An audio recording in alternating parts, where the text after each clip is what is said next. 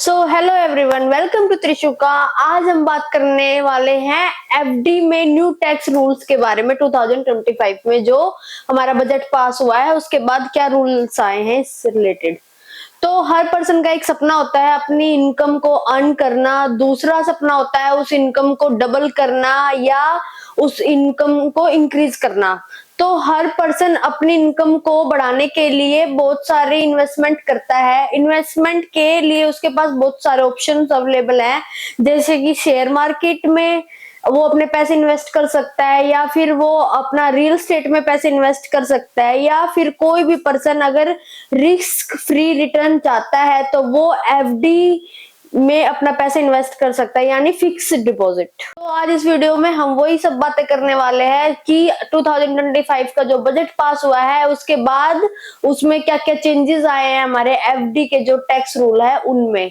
तो यही सारी चीजें डिस्कस करने के साथ ही साथ हम ये भी एक चीज कंफर्म करेंगे कि कितने अमाउंट तक की एफडी आप बैंक में रखें जिससे आपको इनकम टैक्स डिपार्टमेंट की साइड से कोई भी नोटिस ना आए, इससे रिलेटेड और भी सारी बातें। तो उम्मीद करती हूँ आप इस वीडियो को एंड तक देखेंगे और नीचे दिए गए शेयर पर टैप करके इस वीडियो को अपने फ्रेंड सर्कल में शेयर करेंगे। तो बहुत सारे पर्सन ऐसे हैं जिनको यही नहीं पता कि एफडी क्या होती है। तो मैं आपको बता दूं, एफडी का मतलब है अपने किसी भी एक पर्टिकुलर अमाउंट को फिक्स डिपॉजिट करना बैंक के अंदर पर्टिकुलर टाइम के लिए। इसमें आपका जो है वो टाइम लिमिट वो भी फिक्स होती है और इसमें जो आपको रिटर्न मिलनी है वो भी फिक्स होती है, और साथ ही साथ ये रिस्क फ्री भी होता है। इसको कराना बहुत इजी होता है। आप अपने आसपास नियर बाय जो भी आपका बैंक है जिसमें आपका बैंक अकाउंट है वहां पर आप जाइए और आपके पास जितना भी अमाउंट है जो आपको फिलहाल यूज नहीं करना है उसको फिक्स डिपॉजिट करवा दे,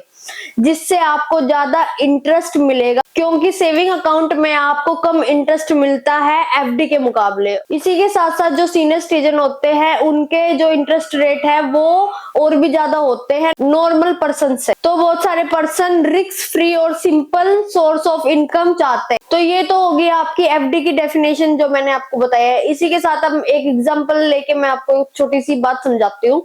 तो अब आपने अपने बैंक में एक एफडी कराई है 10 लाख की, मान लीजिए। इसमें आपको 7% इंटरेस्ट मिलेगा पर ईयर, यानी कि 70,000 रुपए पर ईयर। तो जिस भी बैंक में आप अपनी एफडी कराएंगे वो बैंक देखेगा कि जिस पर्सन को ये 70,000 रुपए इंटरेस्ट पे करना है, कहीं की लायबिलिटी तो नहीं है टीडीएस डिडक्शन करने की, क्योंकि टीडीएस के लिए अलग से सेक्शन बनाया गया है, सेक्शन 194A। तो कोई भी बैंक किसी पर्सन को इंटरेस्ट पे कर रहा है फिक्स डिपॉजिट पर, तो उसको एक पर्टिकुलर अमाउंट के बाद टीडीएस डिडक्शन करना है। तो इस केस में अगर आप में से कोई भी सीनियर सिटीजन होता तो बैंक उसका 10% टीडीएस डिडक्ट कर लेता। पर 1 अप्रैल 2025 से अब इस 70,000 पर बैंक टीडीएस डिडक्ट नहीं कर सकता नए रूल के हिसाब से, क्योंकि नए बजट रूल के हिसाब से थ्रेश होल्ड कर दिया गया है 1 लाख रुपए।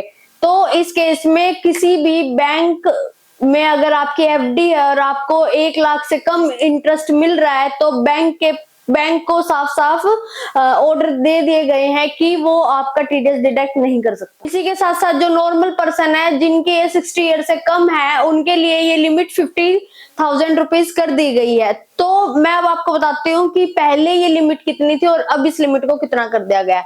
तो नॉर्मल लोगों के लिए पहले ये लिमिट थी 40,000 रुपए टीडीएस डिडक्शन की, जिसको अब 50,000 रुपए कर दिया गया है। और सीनियर सिटीजन के लिए ये पहले थी 70,000 रुपए, जिसे अब बढ़ा के 1 लाख रुपए कर दिया गया है। तो ये होगी हमारी एफडी के बारे में डिटेल। तो अब आपसे कोई भी बैंक आपकी एफडी पर अगर आपको इंटरेस्ट 1 लाख रुपए से कम मिल रहा है, अगर आप सीनियर सिटीजन है तो टीडीएस नहीं डिडक्ट कर सकता, या फिर अगर आप नॉर्मल पर्सन है तो 50K तक अगर आपको इंटरेस्ट मिल रहा है तो भी बैंक आपसे टीडीएस डिडक्ट नहीं कर सकता।